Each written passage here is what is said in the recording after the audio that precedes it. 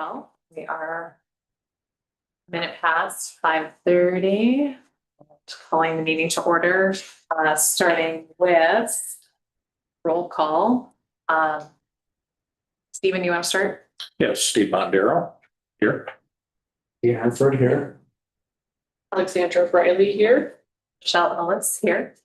And Sarah Sheldon here. All right.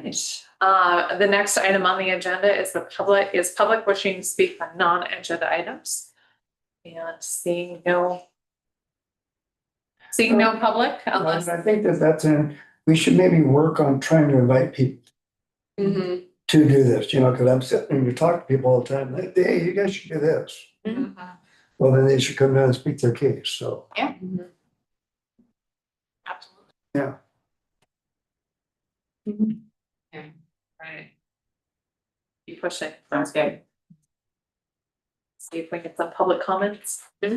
All right, so the next item is the adoption of minutes from July 10th. I have not had a chance to review them in their entirety yet, so if we could just, anybody else, we can just take a minute to Yeah. read through real quick and then, Oh, chance. okay, all right.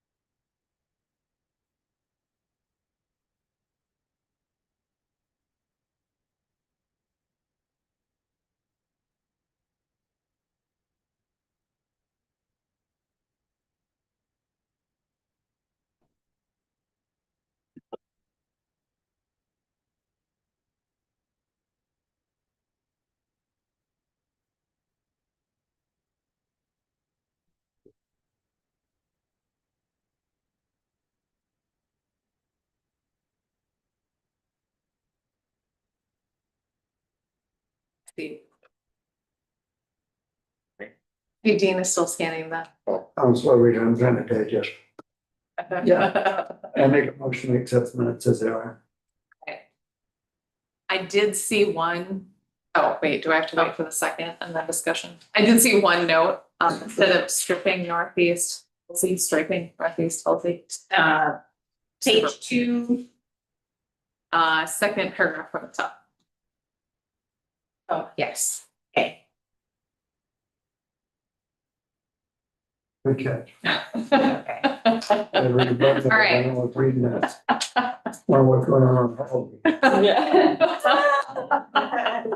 What is happening? All right, shall we try that again? Still have a motion. I'll second the motion as amended. Okay. All in favor? Yeah. All right. Motion approved. All right, next up, and the reason that we wanted to, Sarah sent us the note to meet this month is the urban grant renewal program. So I turn it to you, and we have our Yeah. Andy Danny handout. Yes. Excellent. So last month, I let the council know that the Urban Renewal Agency had met to review an application from a business for a development grant to do tenant improvements at the Market Village Apartments under the clock tower right down the street. Then they had some concerns. They sent it back for the applicant to make some revisions to the grant. And she did make her application a little bit different, came back, and the Urban Renewal Agency Board did end up approving the grant. So there is a photography studio that's going to be moving into that space. But during that meeting, we also had a conversation about the grant program parameters, and the board decided to put a pause on the program so that we could sort of recalibrate the program guidelines with their expectations for the program. And we're hoping that this gets turned around and the revised program gets adopted quickly, because that's actually been an uptick in the number of people who we've been talking to about the grant program and have been looking at spaces. So that would be great.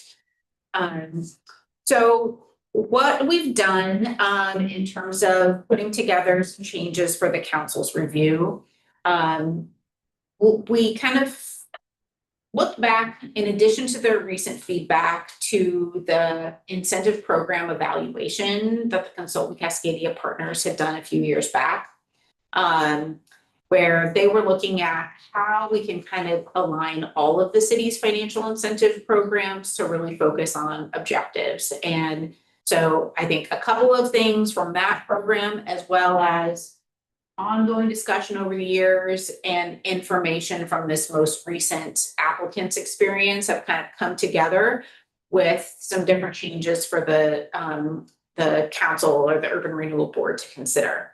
And I will just let you know too that my colleague Nate and I have been reaching out to the, property owners and letting folks know that this program is paused and here are some things that the council may be considering changing. And we did have an opportunity to get some feedback.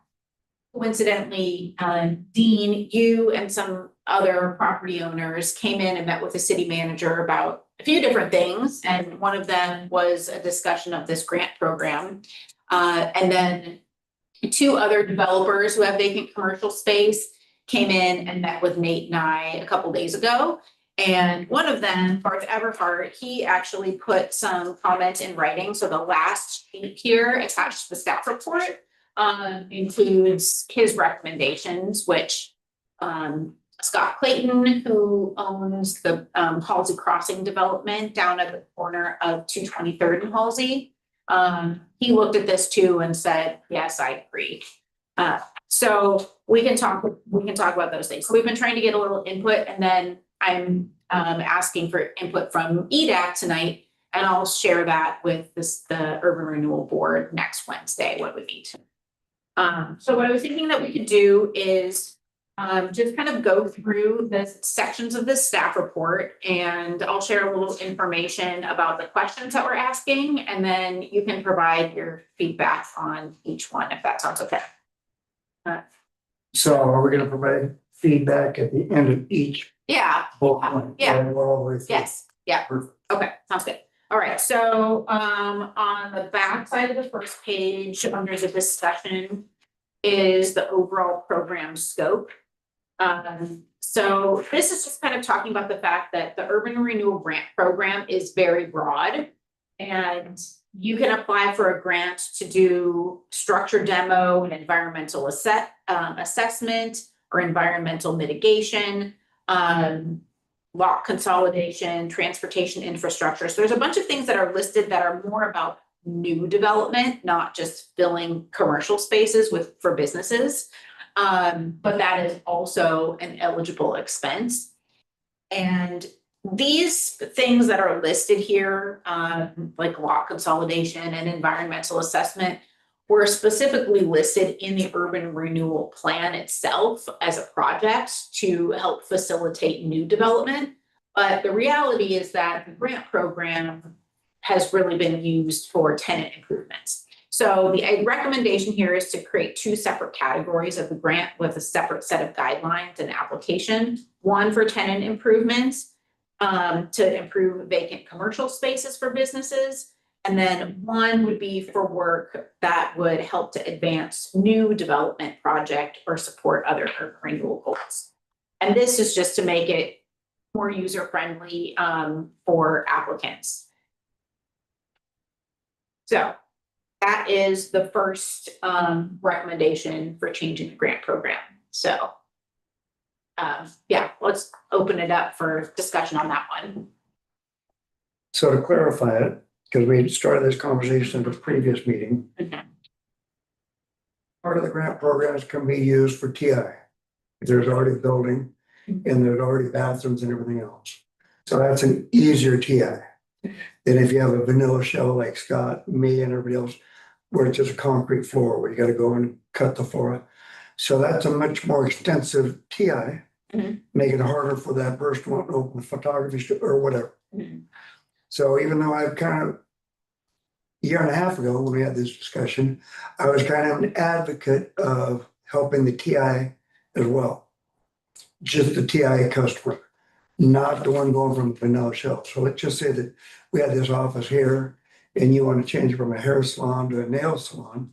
That's considerably easier for you to do than go into that vanilla shell.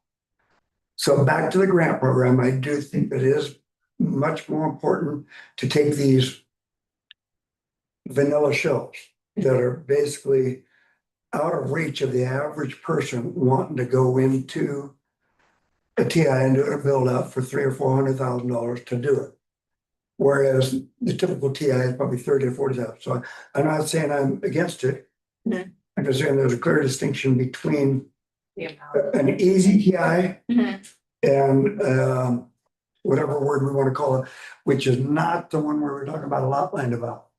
A lot line adjustments with the, just so we're all on the same page, is a dirt field. I want to go buy it, but I want to help to get some help on the zoning, lot line, those type of things. Yeah. So that's pretty extensive and I like that part of the program. But I think that there is a little bit of a distinction and a hedge for the developer to take that vanilla shell to the first open business. Because it's a lot easier for me to take something that's already been built out that has a bathroom and convert it to something than it is take that complete vanilla shell and turn it into something. So And that's really our game plan, is to get these empty spaces going. yeah, that makes a lot of sense. So the recommendation for one being for tenant improvements is going to encompass both, like the Okay. straightforward and the more complex. So Right. yes, that was my idea, was not necessarily to create different categories within the overall tenant improvement grant, but just to say tenant improvements and versus other development assistance. Yeah. To help like build out create a building from a dirt field. Yeah, maybe refer to that Very as a new, different, as a yeah. new build. Yeah. And maybe that will self-cleanse because each one of these applications has to go through the board, right? Yeah. So if I bring in my easy TI, I'm probably not gonna be going to the map for 100,000. I'm probably gonna be in there for 20 or 30 or 40,000, Right. depending. Now, further along in the discussion, I don't think that the city should ever participate more than 50% of what that person putting in. And when it's a new complete build out, there'll be very few of them that will be completely new build outs. Right. That will not hit that number. So are we okay with just the distinction between the tenant? Because they are very, very different. Yeah. Yeah, I guess I'm just saying that I think that's up to the board to kind of take it, because they have to approve all of them, right? They do, they absolutely do, right. So this would just be to kind of create two different sets of program guidelines and application forms. So that when somebody wants to do the tenant improvements, we can give them a set of program guidelines and an application form that's more tailored to the type of work they're gonna do. So just to clarify that whole point is the reason why I'm saying the board has to approve it, because if somebody comes in and says, I'm gonna do this little TI and it's gonna cost me 280,000, so therefore I want my 100, the board has to have the discretion to say, you know what? Our chart says these are basic parameters for that type of Right. TI. Yep. Whereas if I come in and say, I want to do a complete vanilla shell build out, I think I'd have to be responsible for my HVAC. Yeah. My fire suppression, my plumbing, and they're gonna be able to look at that, and see, those are reasonable numbers. So I But don't think just- we need to beat it to death. I think that I'm just asking that the Yeah. board would probably have to, Yeah, so right now, the board has to approve any application that's more than 20,000, and we're not proposing to change that. So I know there has been, that has been discussed before. And I mean, I didn't include that in here, but it's possible that the board might say, oh, we think we want to adjust that. Because for example, there was a project over here on Village Street, the Bridge City Hobby store. They came in and just asked for a grant for 18,000. It was a small space. They didn't need to do that many improvements. So we just approved that as staff level because it fell under 20,000. That allows them to get their grant approval a little bit faster. Yes. Even. I was just curious, and point of information, and from perspective, we in this committee are just looking at the recommendations of separating out these two primary categories. Yeah. And leaving it at that. What criteria does the board actually use to determine a cost benefit? If a person comes in and says, I want to do a tenant improvement, on Dean's note, there, is this a simple improvement or is this more of a complex improvement? Does the board have a matrix or some place where they actually look at that and say, well, the greatest benefit for the grant funding would weigh differently? I mean, if I were in there doing that, I would have to have some sort of matrix and go like, how does this fall within a category? Does this justify a greater grant funding then as opposed to less? I mean, how do they arrive at that? I want to follow up on what you're saying. And that is because, let's just say that a brand new commercial building over there is getting a tax rate of X amount of dollars per square foot through the county. If you're sitting on 6,000 or 8,000 of vacancy for a while, then you can go in and argue and say, hey, I don't want to be taxed at that rate. It does not help our city. We want to keep it up there. So I think it's a higher benefit to try to get that vanilla shell, get something in there. What do you define as vanilla? Is that? Is the complete of Base. empty shell. Okay, So that's all right. We're talking about unimproved. totally unimproved. I'm talking about it's a slab where you got to do your fire suppression, you got to do heating, ventilating, everything. It's the difference between vanilla and Neapolitan. Two foot, yeah, 2 foot. And I mean, I think that maybe, I don't know if part of your question or the discussion is and this kind of gets into another section, the maximum dollar amount, which we'll talk about. So we'll talk about maximum dollar amount. We'll talk about the split between how much the city contributes and how much the applicant contributes. But it's like, should the urban renewal agency be funding at a higher rate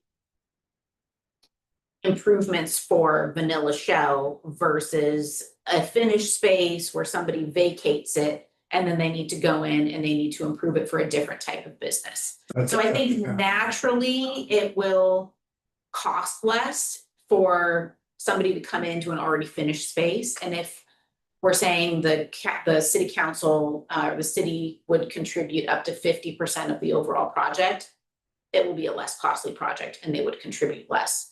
Now, I guess I haven't introduced a question to the city council of whether they should either set a different maximum dollar amount per project, depending upon what type it is, if it's a vanilla shell or an already finished space, or if they should, allocate certain dollar amount in their budget, which I don't think they should get into that because you kind of want to be opportunistic.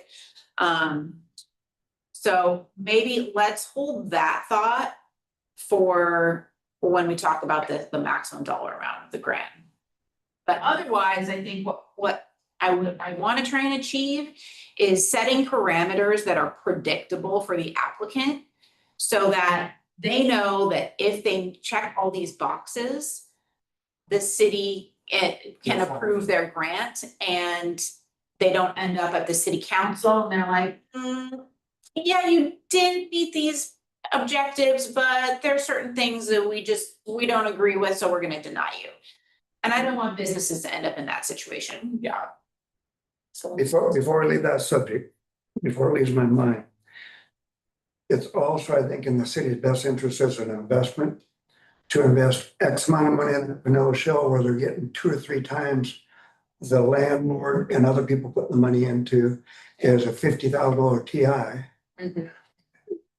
Because for a $50,000 TI and they come and get half of it, 25,000, they basically doubled their money.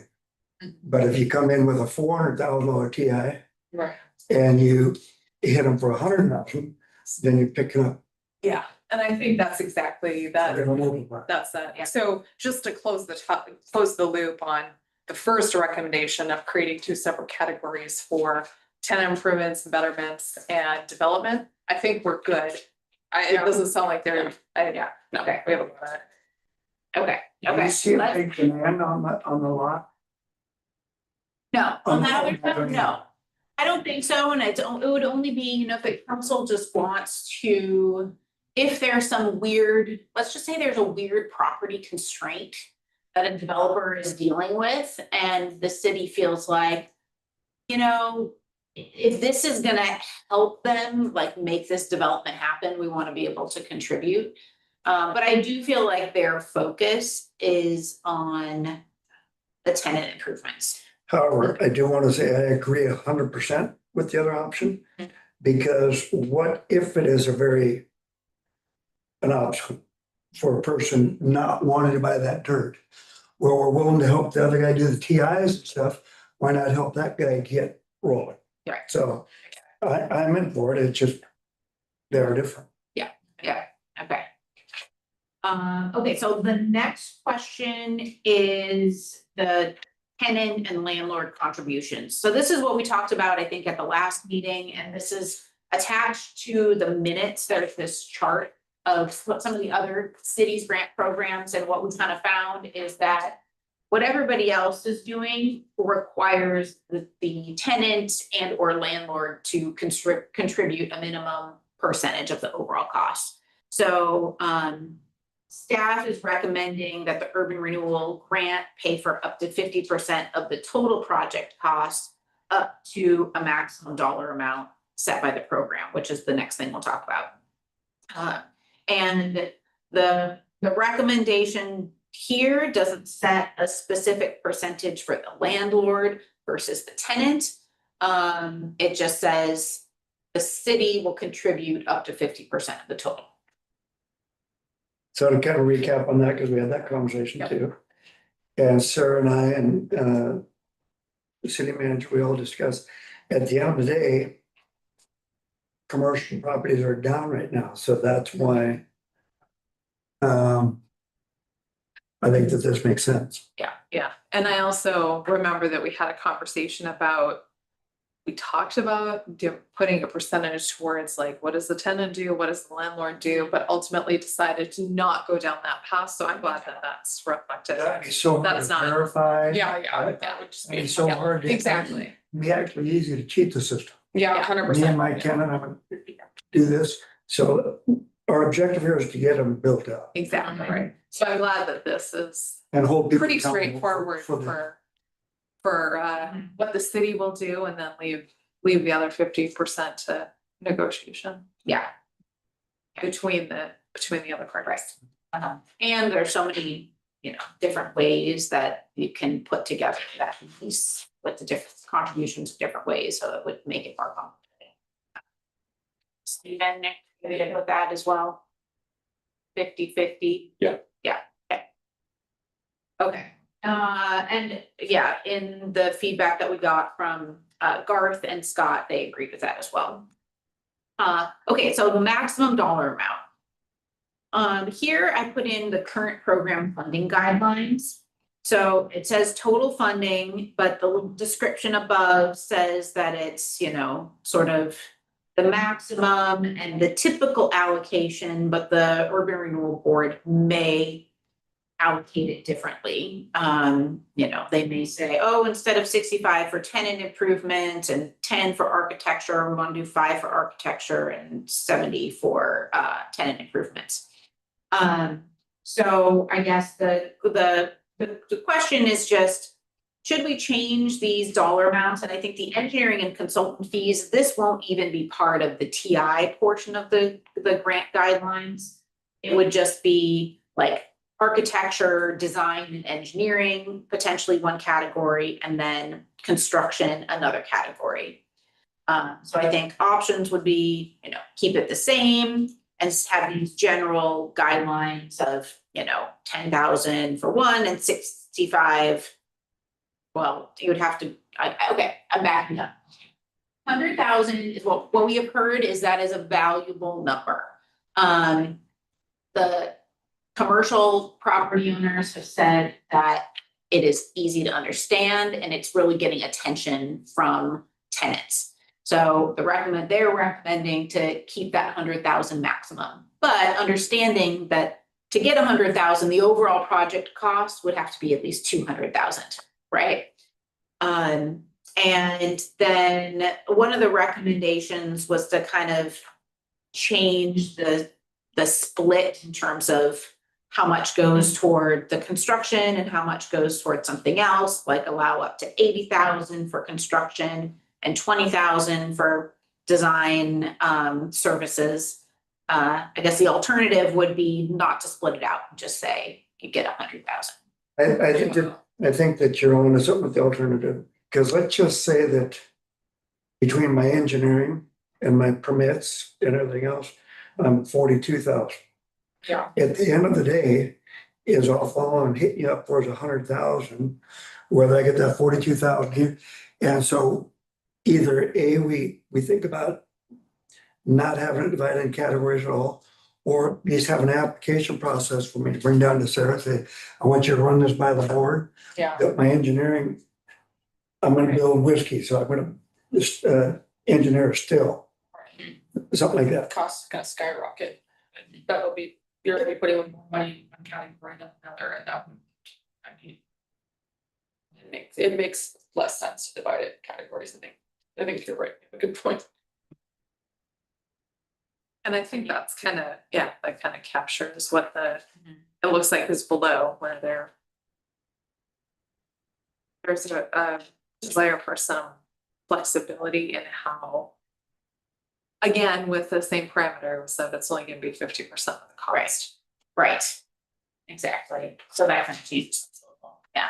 So where are we leaving that? So what I'm hearing is just saying up to 100,000 and that's it. But and don't separate it out into different categories. And here's the way. Potentially, I don't know, that's what I'm. Here's the way we can achieve that, is the board would be able to look at it and look at my budget and say, okay, 280,000 for engineering, that's not true. Yeah. But if they looked at it and said, okay, the engineering looks good, concrete, it all looks good, we approve the 100,000. If something's fishy on it, Mhm. that make, to keep it simple, if it's just a maximum 100,000. Mhm. Before the board approves it, I'm guessing they're gonna look at somebody's budget. Right. So they're gonna Mhm. be somewhat familiar if these numbers are reasonable. Yeah.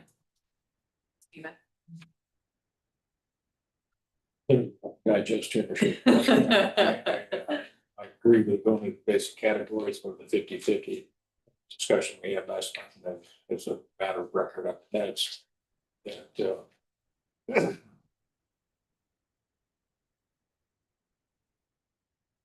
the owner, the business owner, the property owner has a skin in the game. I wouldn't advise changing anything at this particular point as far as the maximum funds are concerned. Leave it at the 100,000. Right. Leave it in categories that they're all until we have more time. And I see the notations here, staff will be preparing additional information for future fiscal years. There's a lot that has to be said because with the programs in pause right now, the city is, underfunded for a lot of things that we'd like to be able to do. And incentive programs being as they are, there are some funds available for this fiscal year. There may not be as much next fiscal year. I think we should leave the structure pretty much as we see it for the grant for the maximum funding. Keep the total funding at 100% and see what develops in the next fiscal year and allow to have more time to be able to digest these multiple pages of ideas. And it's better. Well, let me make a little bit of an argument with that. I'm coming in, let's say I have a $320,000 TI. And I can engineer it for 18,000. Yeah. So now I don't get my whole 50% match because we said, Right. we set that number. So I was gonna suggest kind of hearing the two, kind of different perspectives. I was gonna suggest kind of going back to what, one of the things that you initially said is keep them the same, but have an exception process. Of like, hey, I know this is what it is. And because there's been feedback of, hey, there might be more funds spent somewhere else, it still provides the board an opportunity to say, no, we're gonna stick with this, given the limited amount of funds that we have in the grant program. But then it also provides an opportunity for individual businesses to make their case if they want to propose something different.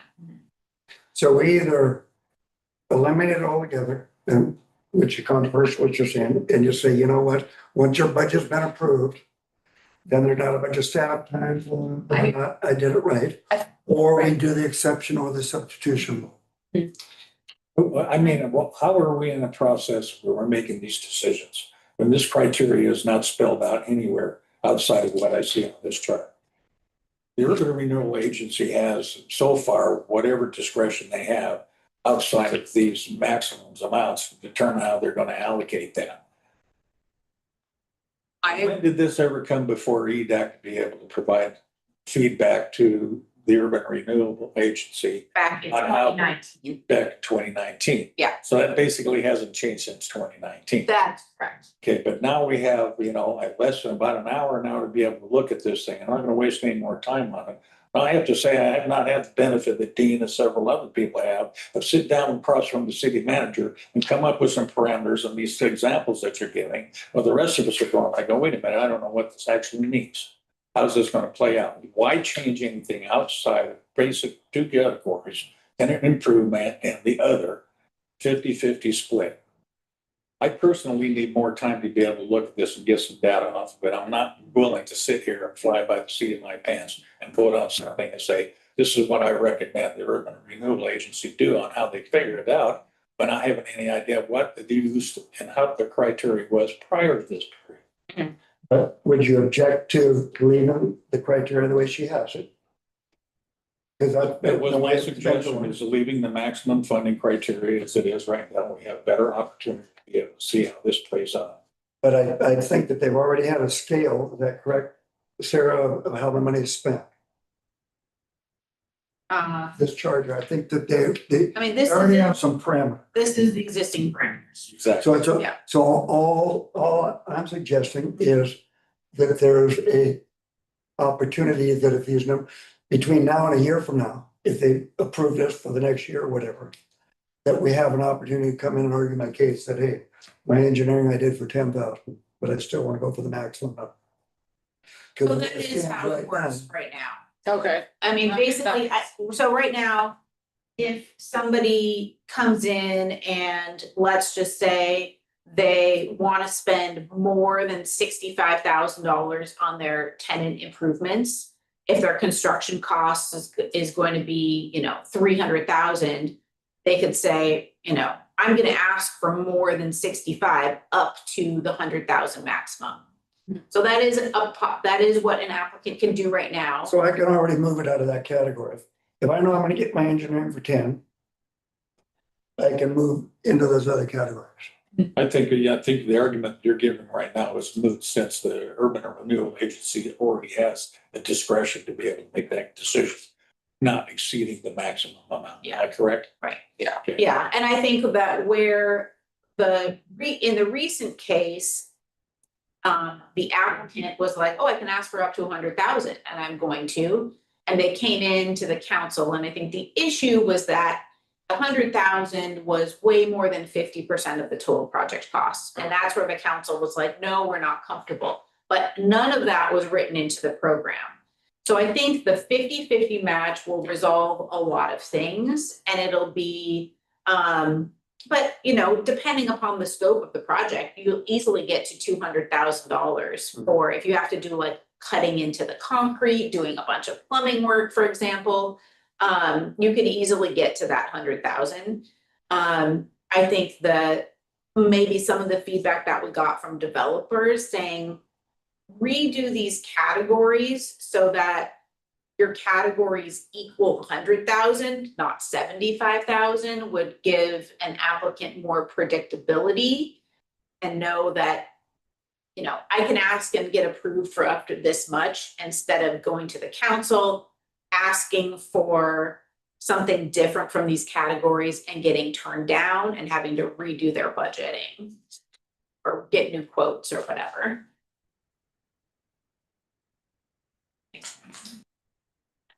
I mean, at this point, I could just say, you know, that EDAC, you know, recommends keeping it as is for now with the $100,000 maximum. Yeah. If it's all, that's, I'm fine with that as long as. or that EDAC, you know, I mean, I can relay that there were different opinions. At this point, we're asking council for direction, and then the idea is to come back October 15th. And with a draft set of the program parameters for them to adopt. And we would have another EDAC meeting before then. And I do, sorry. I'm sorry, Michelle, I say, you know, getting a little bit more advanced notice of what is actually occurring here would be most helpful. Yeah, sorry, it just came out yesterday afternoon. I understand that, you know, the ink isn't even dry on the document. But that being said, the wheels are in motion to be able to do some things. I think the key elements here are separating these things into two different categories, TI and other, and then with the 50-50 matching. Yeah, I think we all agree on Yeah. that. Yeah. And I think kind of to, Yeah. you know, kind of the timing point, I appreciate that we weren't even supposed to have tonight's conversation. We weren't even supposed to have a meeting tonight. So I appreciate the fact that to just get a heads up of all of the conversation that's happening around it. So whether or not we end up making any other recommendations, appreciate it. You put it back on the calendar. Oh, sure, yeah. No, this is very important because a lot of the local developers that absolutely. we've all been talking are nervous if the plan changes a whole lot. So it's good that they're all feeling better because there are people kicking tires out there now. Yeah, right, As long as we have this program in place. So let's not distract from what we've accomplished over the last few years. yeah. Yeah, and you know, I mean, at this point, I don't think that EDAC is needing to make a formal like motion and recommendation. What I want to do is just say, you know, here's some of the feedback that EDAC shared at their meeting. And I guess, you know, the reason that we're moving ahead kind of quickly is just that there are at least 3 people considering renting space who are waiting on the outcome of the grant program. Okay. Yeah. Okay, let's talk about this next one, which is allowable improvements on the next page. So one of the items of feedback from the board at the last grant review was that the landlord was not paying for certain minimum tenant improvements like basic plumbing and electrical work, HVAC, and they felt like the landlord needs to either contribute a certain dollar amount per square foot toward the tenant improvements or install some of these basic things.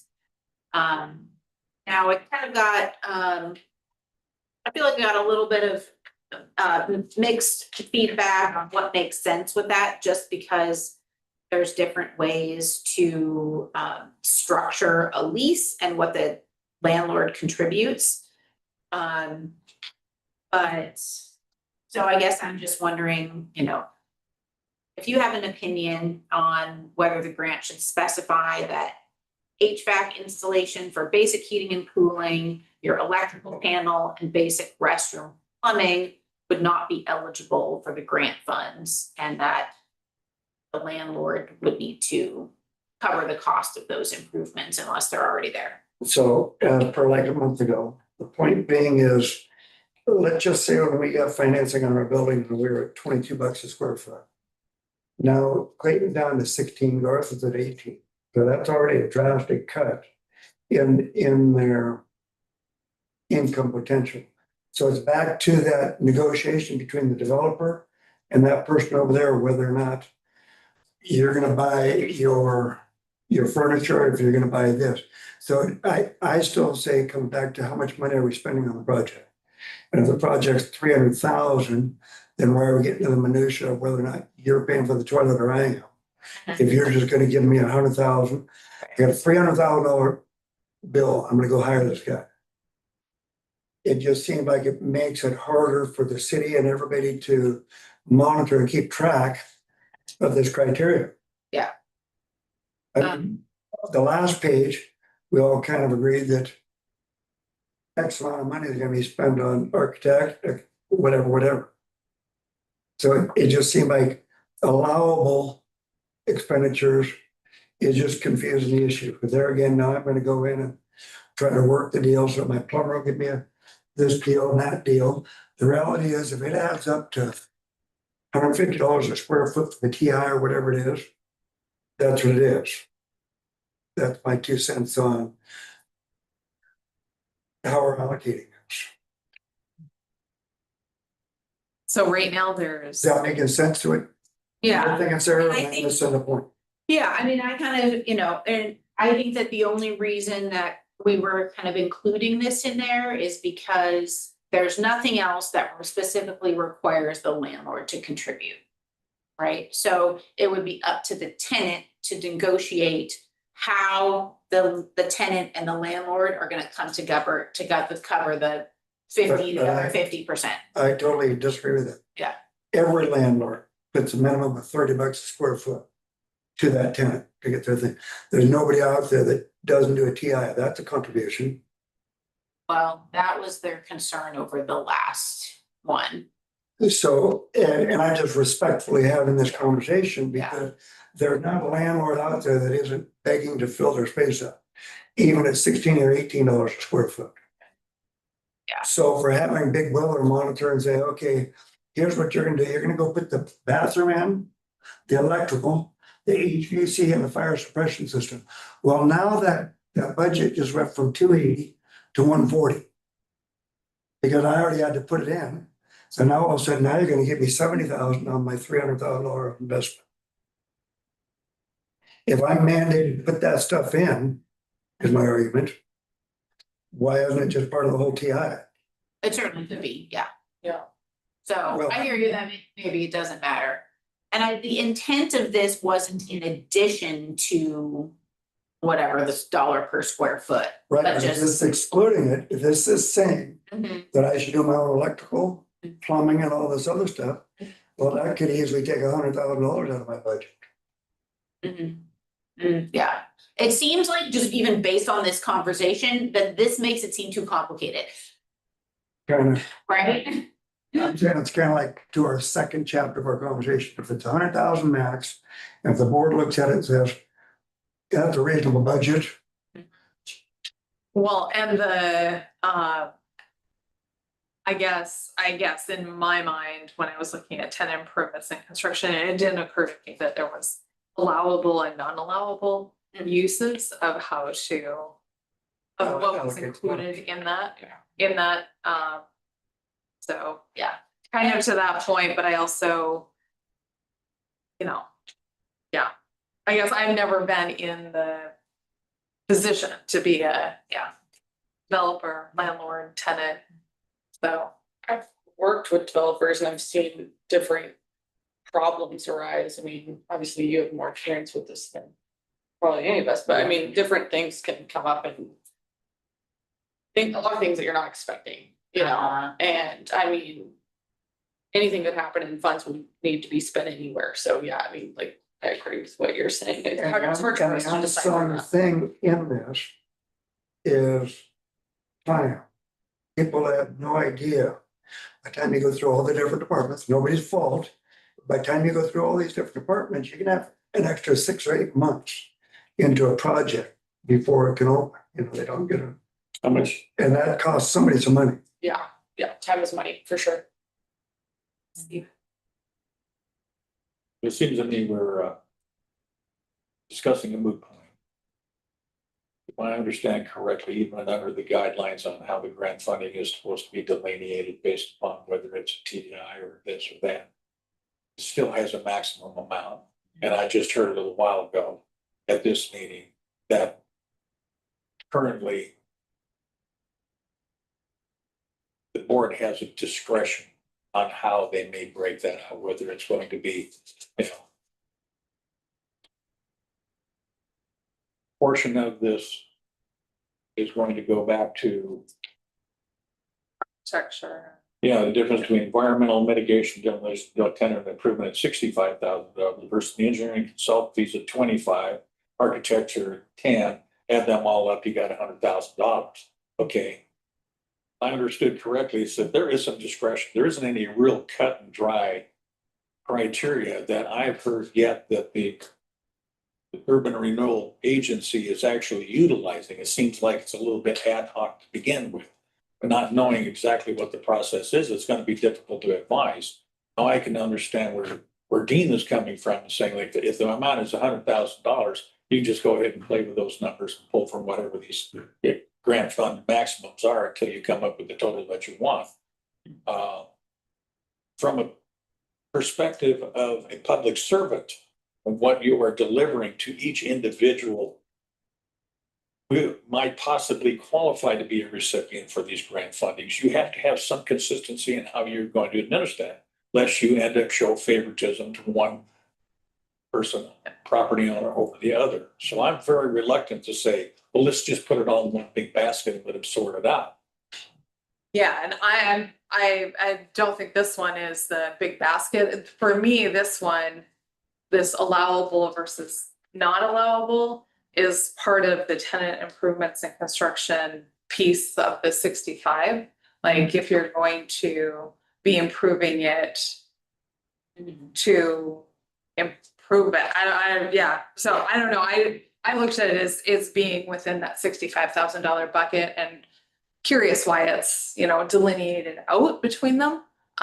If it's tenant improvements and betterments, and you explained why it was initially kind of considered in there, but so I don't, I think from my perspective, I don't have I don't know that I have well, you're not looking for a recommendation, but I can see both perspectives on,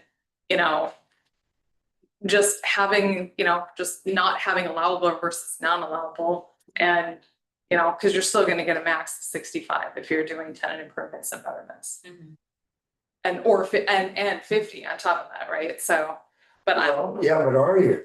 Because if this passes, they say, it's only allowable if it's not used for HVAC, not used for plumbing. So. And I don't know if I'm missing the point, but I'm just saying that the maximum budget, 300,000. That's all the money that we have in the grant fund beginning. Let's talk the real issues here. Yeah. But let's say the total grant, the total construction project costs $200,000. $200,000. Okay. And let's just say that by the time I gotta dig the street up and I gotta hook up to a sewer line or something very complicated. It's $120,000 for the plumbing and the electrical and everything else. Well, now I'm only eligible for 80 if it's not allowable.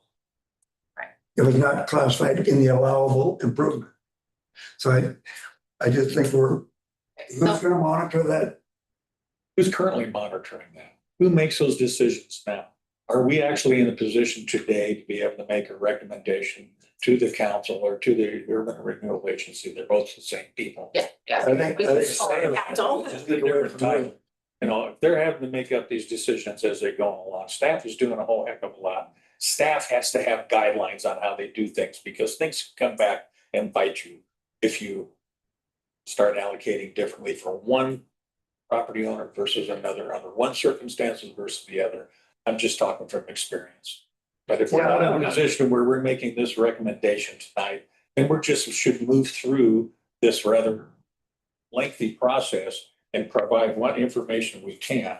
And I would suggest, as I said before, leaving a lot of it the same, making some critical changes where the urban renewal agency has already identified and staff has already identified would be beneficial to the program. And then wait until we get through the next fiscal cycle, have opportunity to have additional meetings and come down and get into the details. The devil resides if that's what they want us to do. But correct me if I'm wrong. You're about ready to make a recommendation. These are your recommendations that you're gonna take to the URA, Yeah, right? well, this isn't a recommendation. This is an option based on the feedback of the council, but yeah, I'm getting ready to say. give it- So she's a week away from making a presentation of having this approved.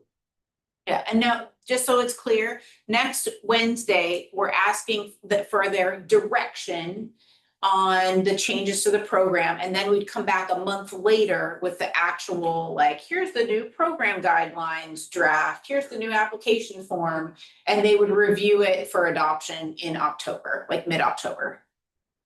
Okay. Yeah, but so- if this recommendation goes forward as it is right here, then it could quite possibly move forward into the adoption with having what we'll call allowable things. And I don't know why you're upset, Steve, on just having a blanket budget. If I want to change the number to a 300,000. I think, yeah. Mhm. Rather than 200,000. 200 is nip and tuck, but if it's definitely 300,000, me, the developer, am gonna have more than my 50% into it. And yeah, and I would say that just based on the overall discussion, what I'm taking away is specifying this as ineligible grant expenses. It's getting too complicated. Yeah. Okay, and at this point in time, actually, it is not too late to potentially make a change to the staff report, because it hasn't gone to the council yet. And to say, here were some considerations and staff recommends against this. And again, the reason that this was in here was that with the last applicant, the total landlord contribution to the $100,000 project was like $2,500. Yeah. And the council felt like that wasn't right and that they should be contributing some more toward the very basic things like HVAC and little plumbing, you can have a restroom. And so this was kind of, just in response to those concerns that were raised. That But like now those that's good. expense, The 50% max to 100 helps a lot of that. right, so that then it's up to the tenant and the landlord to contribute The how rest. much the tenant pays for the 50% and how much the landlord pays. Yeah. Okay, all right. All right, next one. Eligible, yeah. Eligible business types. Okay, so, and this is, there, you'll see that there's not really a recommendation on this, but, right now, the grant program just has some like ineligible business types, and that's more under the additional business limitations category here down below. But the council had just raised some concerns about the photography studio not like generating enough foot traffic. And I think they have this vision of really wanting to bring in retail and food and beverage. And that is definitely a challenging category to bring those businesses into like Fairview Village. The original evaluation of all the incentive programs was kind of recommending that we align all of them under the goal of, let's see, priority business uses with like customer activity. After kind of looking at and talking to different people who are interested in businesses in Fairview and who have kind of come forward interested in the grant, and the fact that even with the grant, there's only been one business materializing in all the vacant commercial spaces through the grant program. My opinion is not to change the types of businesses that would be eligible, to be flexible. So you could have a personal service, like there was an acupuncturist who called me, who was interested in the grant. So my opinion is at this point that we shouldn't be too picky because it's just hard to fill the spaces with anybody. Yeah, right, yeah. And I think, yeah, I mean, I see your, kind of staff thoughts and you're just kind of looking for our feedback. And, Yeah. Mhm. I mean, Yeah, so this. given that you've given this thought and I'm fine with that. Mhm, right, so essentially, I don't the know, eligible Steve. business type would be no change to the current. Sounds good. Well, we're pretty good so far. Good. Right? No change. No change. All right. Steve? No. Yeah. Maintain status quo. Yeah, okay. So this next one, additional business limitations, the current grant program excludes certain business types. Businesses that exclude minors during all business hours, nonprofit organizations, and national franchises and locally owned franchises with more than 5 locations. So I do have some recommendations on updating these. Businesses that exclude minors during all hours, I'm not recommending to change that one because I feel like you can still bring in a variety of different like eating and drinking establishments where minors are allowed during some hours of the day. Nonprofit organizations, that is one where I think the city could be more flexible. There does happen to be a nonprofit organization that provides adult daycare that was interested in the space of the Sealy building where they bring people in. But I actually wasn't clear initially that they are a nonprofit organization. So I think that,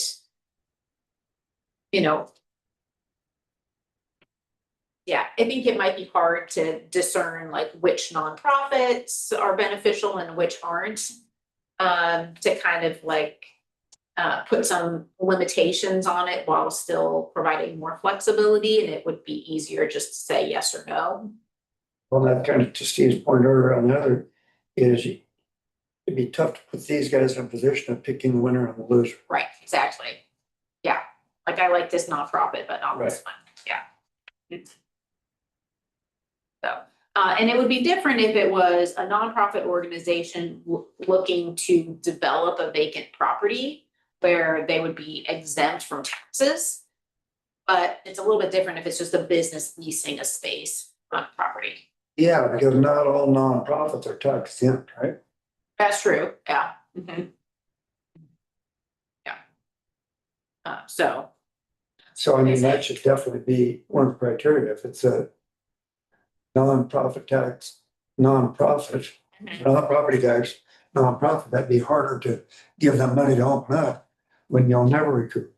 right, but if it was just a 501c3 tax exempt business going into I'd still pay an my property. establishment, a property tax facility paid. Yeah. Okay. National franchises. So the national franchises and the local franchises, my reading of this is that it's not specific to like a franchise model, but it's just referring to like chain businesses. So these are both excluded currently. National franchises, I would recommend continuing it to include national chains from the grant program. And I'm saying not because they could be a bad fit, but just that size of a business should have the funds to be able to pay for their tenant improvements. Locally owned chains with more than 5 locations, I recommend making that category more flexible to at least go up to 10 locations or less. And I noted here, if the board was still concerned, or the council was still concerned about that, they could specify that it would have to be like a retail or a food or a beverage use to be a local chain. But I think that we should have some more flexibility on that. And I list some examples of local chains that have more than 5 locations. And I think we'd love to have in Fairview. And maybe this grant would help to attract them. I know, you contacted the bird shop, I remember. This is going back, quite some time. I think, I'm personally in agreement with all the recommendations you make under additional business limitations and the expansion of the local franchises from 5 to 10. I think that would be good. Yeah, because I see Salt and Straw in there and you were on my Yeah, list. that's for right. Those kind of businesses that can occupy a small space, qualify for TI and be able to get some foot traffic and some people coming here looking into the future for the, hard policy thing when that ever comes to fruition. Yeah, exactly. Okay, all right, hearing nods on all those. All right, next category or question is current businesses. So we've had some questions over the years from businesses that are currently in operation and they just want to make changes or upgrades to their business space. The city council did award a grant to Stomping Grounds this last year.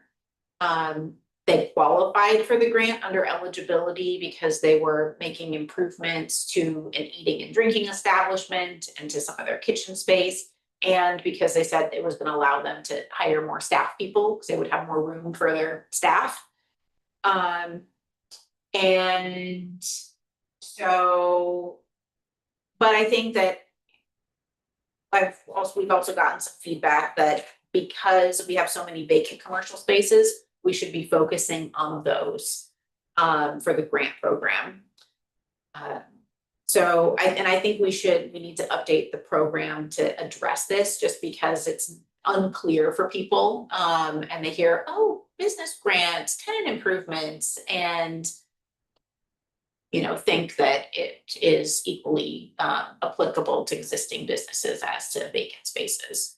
So I just did note that, if the council wanted to allow funds for existing business spaces, it could say that it was for specific like storefront improvements for improved streetscape aesthetics or outdoor gathering.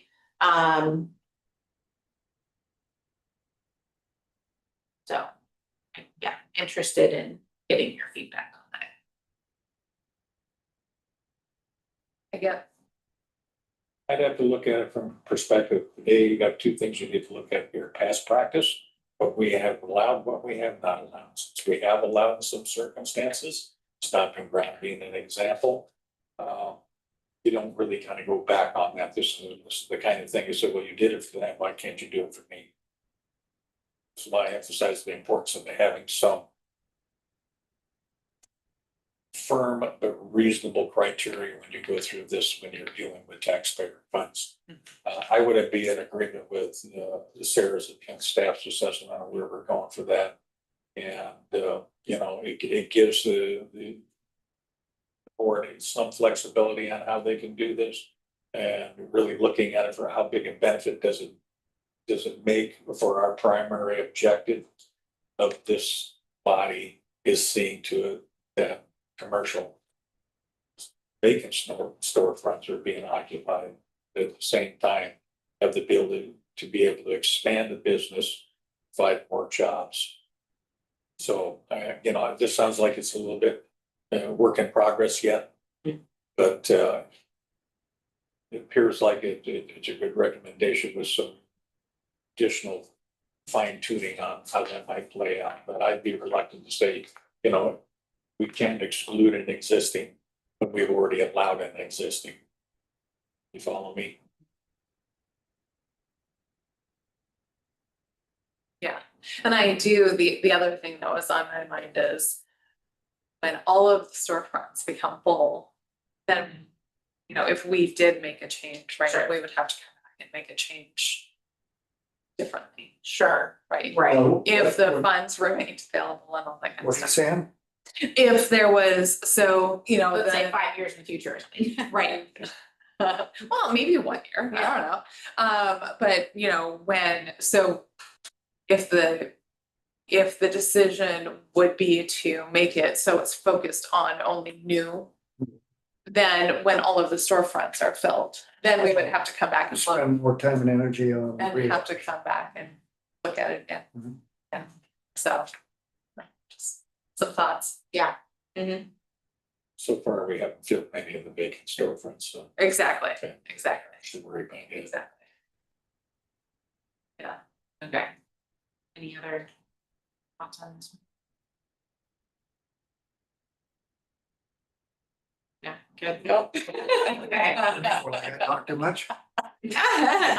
Okay, so I'm hearing agreement with that. Yeah. Recommendation, okay. Last thing, program area, eligible locations, so, and I'm sorry I didn't put this map in here. The idea is essentially, right now, the Fairview Urban Renewal Area is expansive. It includes the industrial area, it includes the Halsey corridor.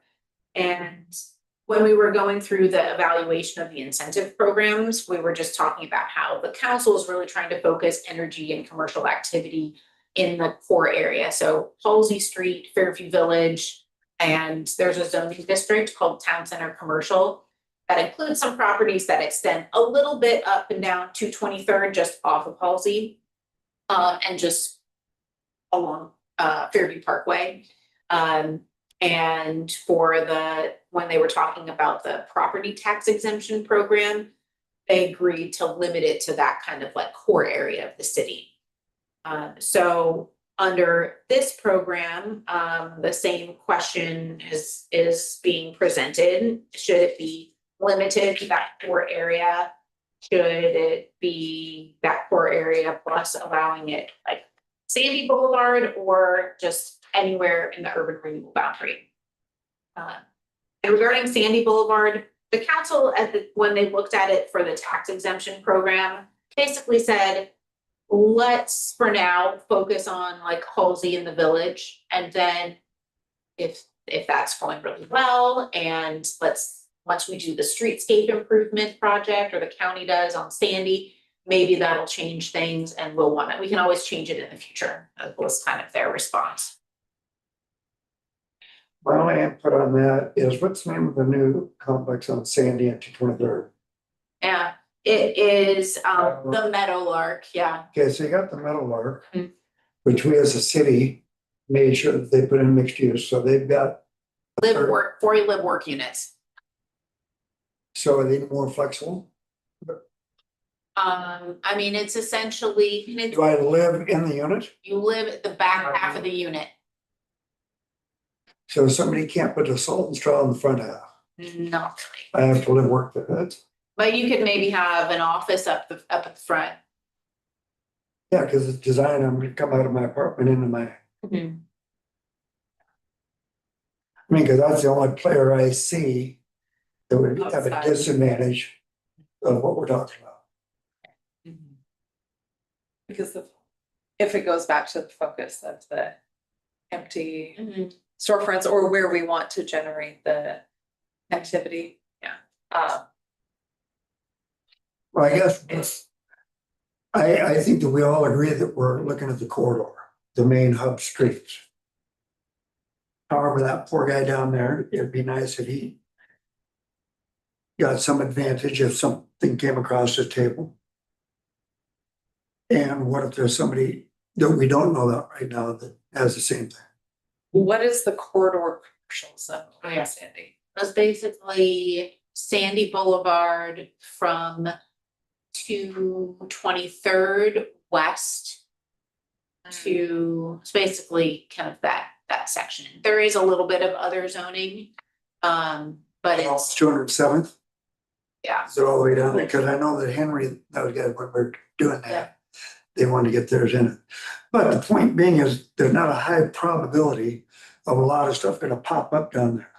Yeah. In the next 5 years. No. I mean, I know that Garth still has a piece of property down there that someday they could develop. Right, And I don't know if that had mixed use in it or not. The probability of something really popping up there doesn't really alarm me that we're gonna be spending a lot of money down. So I think based on the It sounds like option A or B. Feedback on that is generally positive, I think. So where's attachment 3? That's the map that Sarah was gonna try and find online. See it. So I have it from, Yes.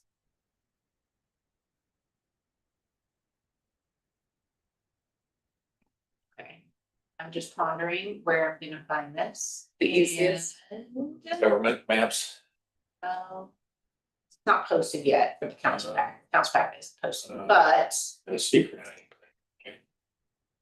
Yeah, that's.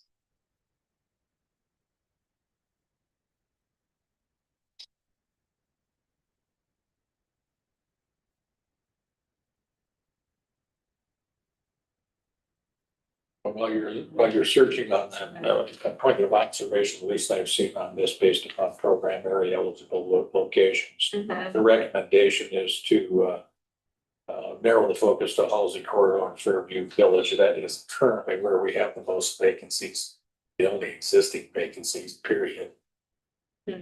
Considering that the urban renewal funding is questionable on how much that's gonna be, anyway, our focus should be on the housing corridor, Fairview Village, and as things develop eventually over time to include the corridor commercial zone on Sandy, we can revisit at that time, but I'm more concerned about getting current storefronts occupied. Yeah. Yeah, if I gotta vote, I agree with what you're saying. So that's staff recommendation. So that'd be option A, correct, Sarah? Okay, yes.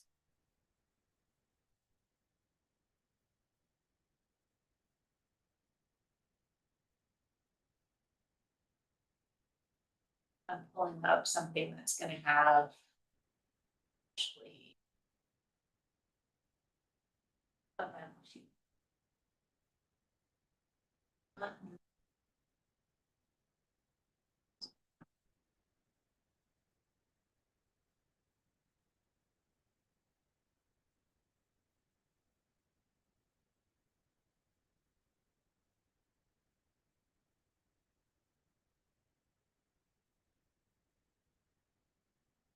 Anyway. I think we're in agreement of where it is. Yeah, I think we're, Pretty good idea. And then the back is just your. So in this last page, this was just the letter that Garth Everhart, who developed the Sealy building and has done a lot of development in Fairview Village, submitted. And he kind of included a little bit of information that was interesting about the just financing for development. In addition to some recommendations on the program. So, he just noted on number 1 that the rent has been reduced. So, when the property was appraised and assessed, the assumption was that the rent is gonna bring in $24 a square foot. So the taxes they're paying is based on an assessed value with an assumption that they're getting more rent than they have been. And he's kind of just explaining that it's reducing the value of the building by not being able to achieve those rents. It's not encouraging about building commercial space if you're kind of losing money on the deal. Number 2, he just, I guess, agreed with the landlord and tenant contributing, he says more than 50% of the total cost. 3 was supporting what we talked about, the geography, supporting the incentive in Fairview Village and along Halsey between Village and 223rd. Bulk of the mixed use space that has been built and is empty. at the point of being redundant, just jumping back to 2 real quick. Mhm. When we were looking at that scale earlier of architect, hard cost, whatever. Doris' point also is, let's just say I can do my engineering for 8,000. Why can't I take some of that other money and pay for my building permits with it, which is basically coming back to the system anyway. So however we spend 100,000. You know, Yeah. so the ambiguity of that scale is all I'm saying, that it sounds like it's a little bit flexible, so I think I'm fine with that. I'm just saying that Yeah. whether it's all architect or whatever, Mhm. it's paperwork. Yes, the paperwork side. It will be. Let's see, under number 4, he says, no, do not give any support for existing businesses. So. That's kind of his opinion about where the funding should go. Number 5, that's that point, the $100,000 maximum dollar amount. He's saying, allow 20,000 for architecture and engineering, which right now the program guidelines say 10, but includes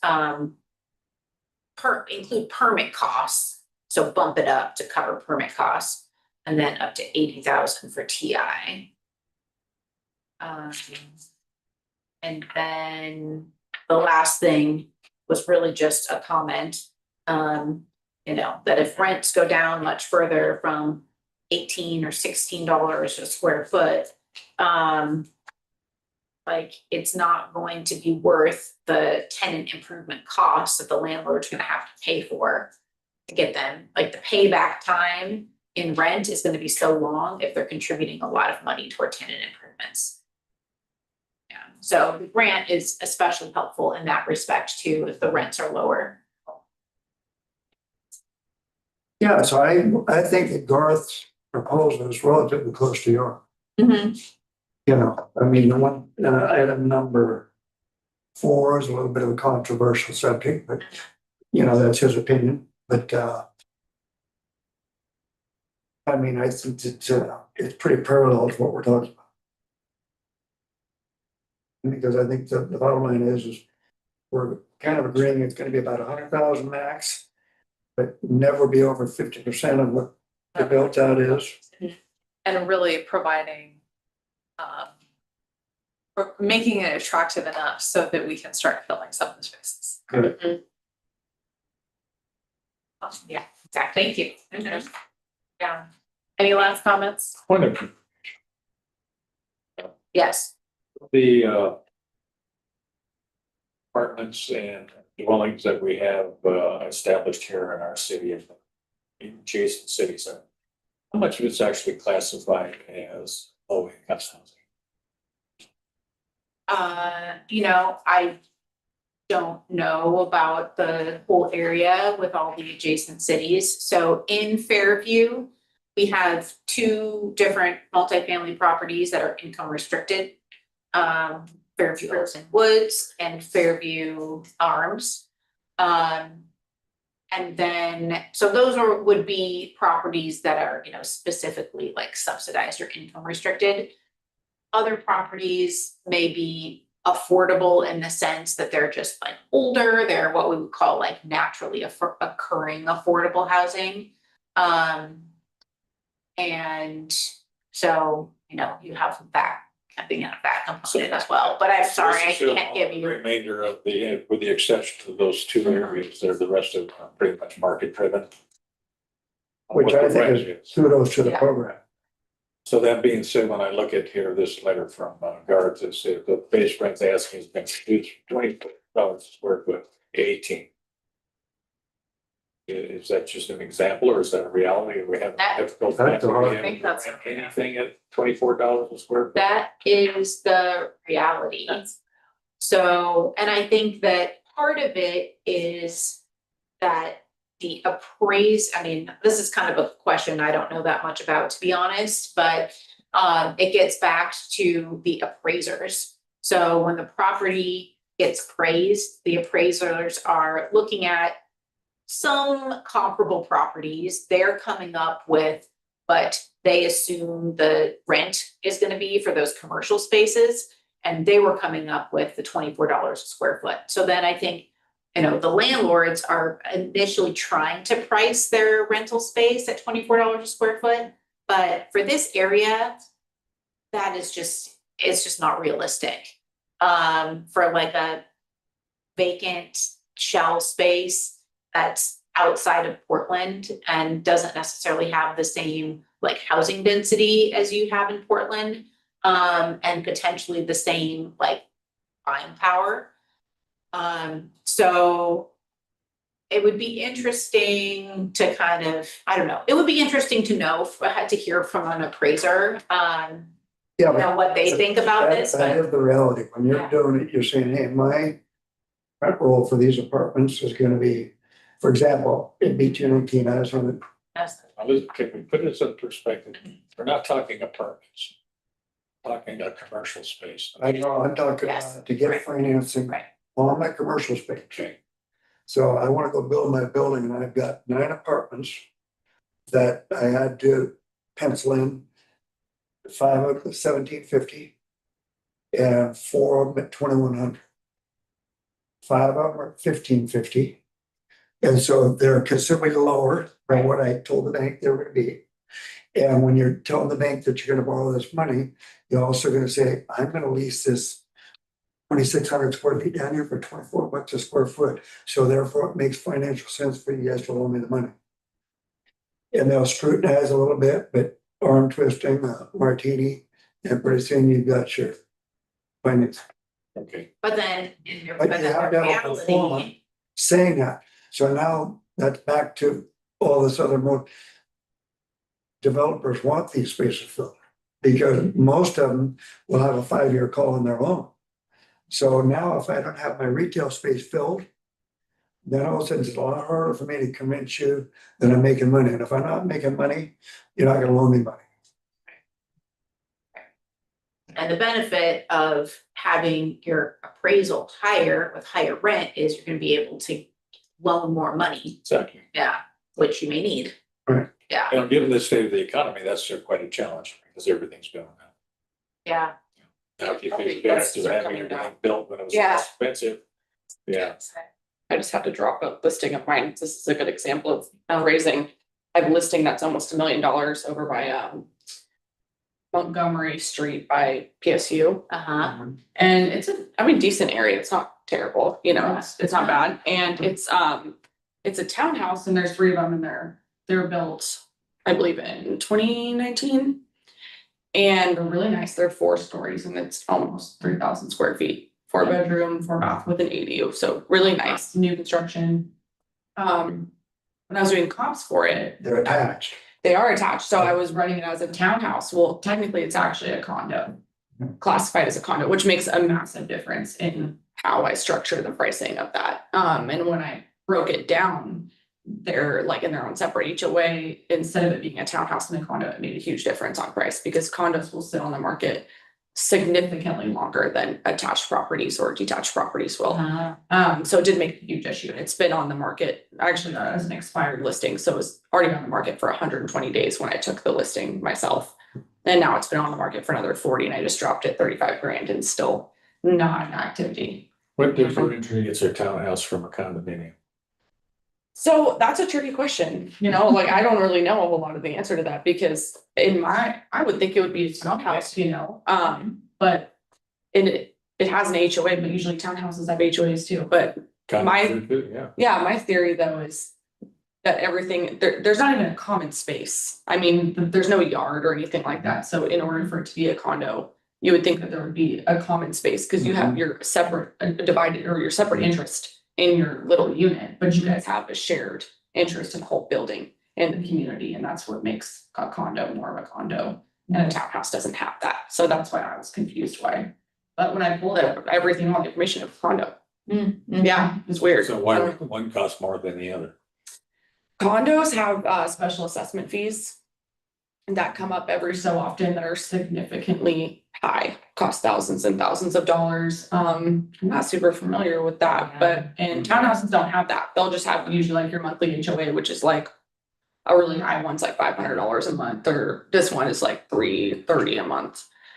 which is good to pay into, like if the roof, something happens to the roof, now you guys are all responsible for. Right, Every- shared roof. Yeah. That being said, those expenses for condominiums and anything that has common property, always comes out of either the condominium renter or the owner. Yeah. So it's not factored in on anything else, it's just an extra. It's really like a gray area, like I'm not super familiar with it, I haven't done a whole lot. Yeah. Condos are complicated, I feel like, but yeah, townhouses and attached and attached So are. look, most everything that we've got right now here that we're looking at is a mixed use.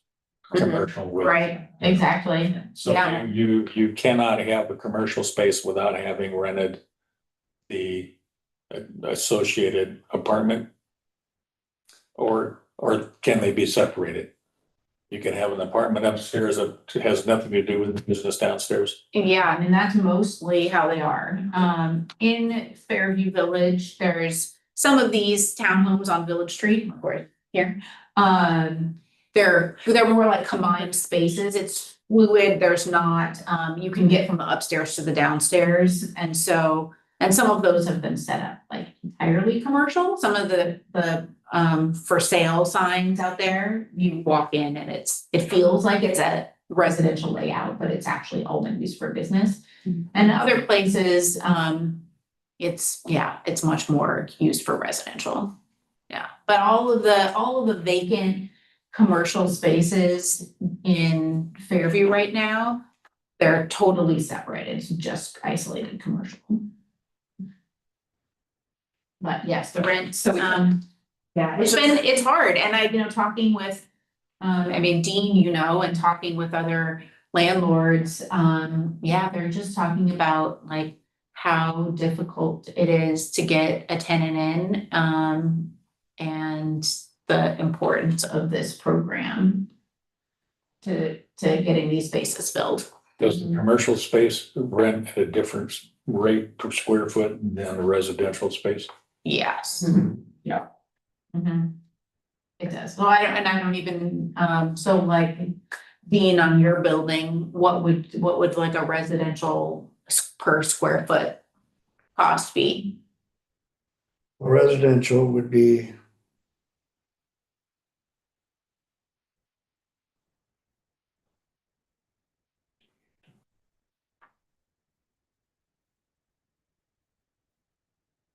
$227 a month. Actually, the residential's a little bit more. Mm. Cause at 1550 for 680 square feet. Cause you annualize the rent. And that's $202.27 a square foot times 12, so that's $27. So it's actually And does that include utilities and things or no? both that would pay their own utilities. Yeah. But I know we're running out of time. Yes. I want to make sure that we have a little open agenda, have a couple more things. Sure, yep. Right. Uh-huh. Next item up is committee member updates and announcements. Oh, yeah, whatever, did Kim ever get her application in? Did I bring it in? Yes, I believe so. Deborah, the city recorder, does have one application, and I think she's working on figuring out the council schedule for doing committee appointments. Good, I'll get you, how many do we have vacant? Three. Three. So I've got two more, Athena and Dawood from Carly. I did send him an application. Okay, I'll make sure he fills it out. Okay. He'd be different because he'd been in town here for 100 years. I'm glad somebody older than me. Okay, so I know you've been waiting for this all night long. I don't know. I haven't been waiting. I'm gonna guess, I have a guess. Okay, go ahead. Oh, is it the Halsey stripping? Yes. Is it that? Oh, okay. So here's what I know about that. The county, essentially, there's no movement on it yet because the county says that they have no funding at this time. Now, what I do know is I think they're waiting to see what happens with the special session in the legislature. If that changes anything, and then I think they're just kind of thinking about how they're gonna do all their transportation fundings. Right now, Multnomah County Transportation is funded only through the gas tax. For the whole department, maintenance, new projects, everything.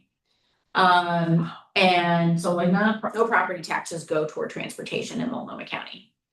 So I think I've talked with them, they're really trying to think about what they might be able to do, if they need to put new programs and fundings, revenue sources in place to be able to kind of keep up with things. And they are planning to come and have a work session with the council just about transportation funding for roads, including maintenance. It's probably not gonna be for a few months because I think they're kind of waiting to see what happens with the legislature, and then they're working on some things internally. But I also do know we are having the city manager and public works director and I in October are meeting and touring Fairview with our Multnomah County Commissioner, so that'll be good.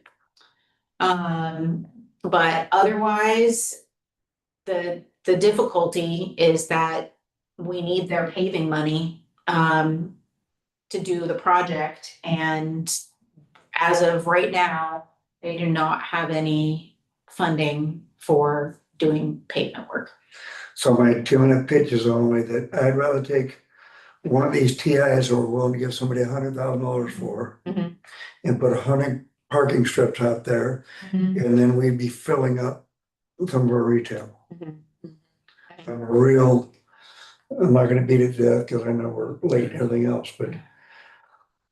I don't know, we get a 50-50 from all of it, but even if we can't get anything.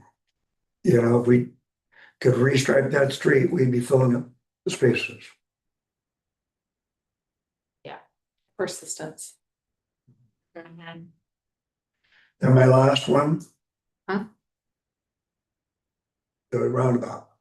Oh my gosh, I was so gonna guess that. So gonna guess that.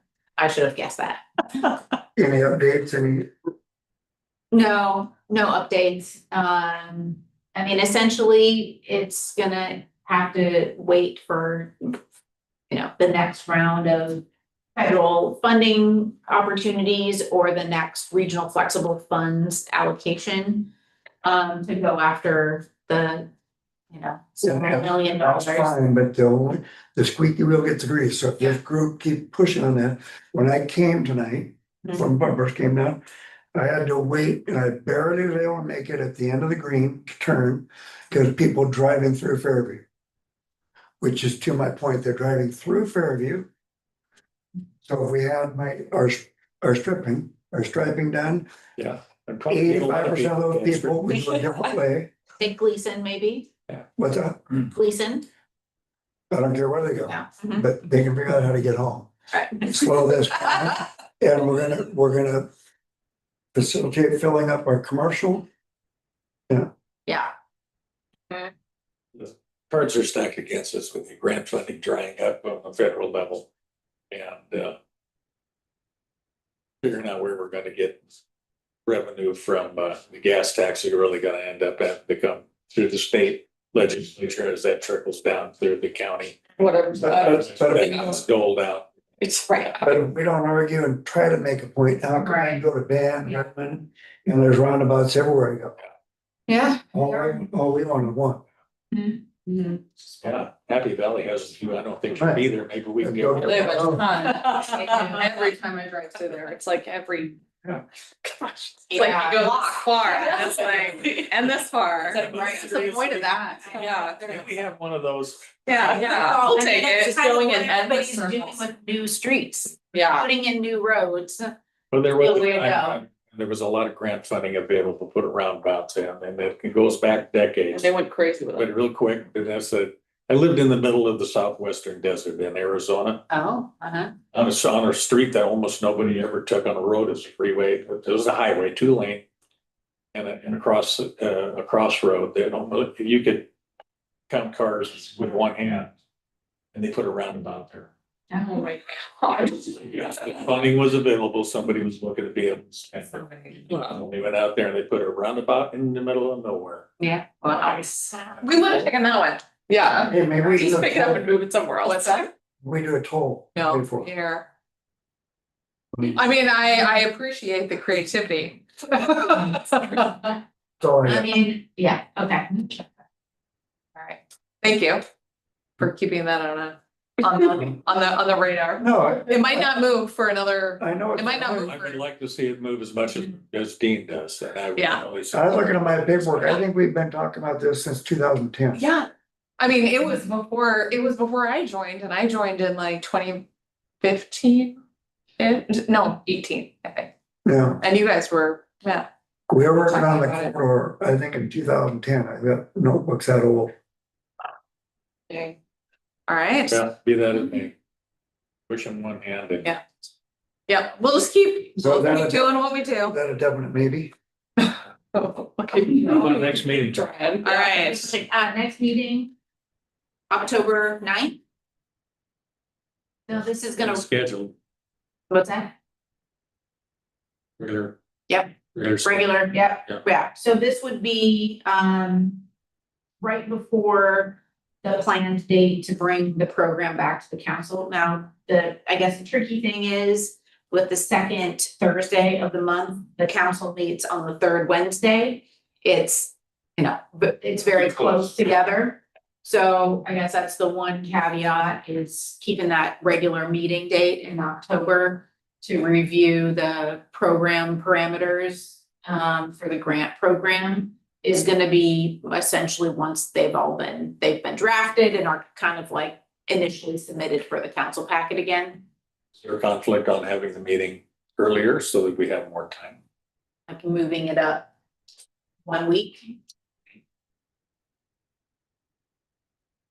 To be. There'll be material available to be able to review and give us more time to be able to make a recommendation. Just. I'm available on the second. I can do the second. I can't do the third on.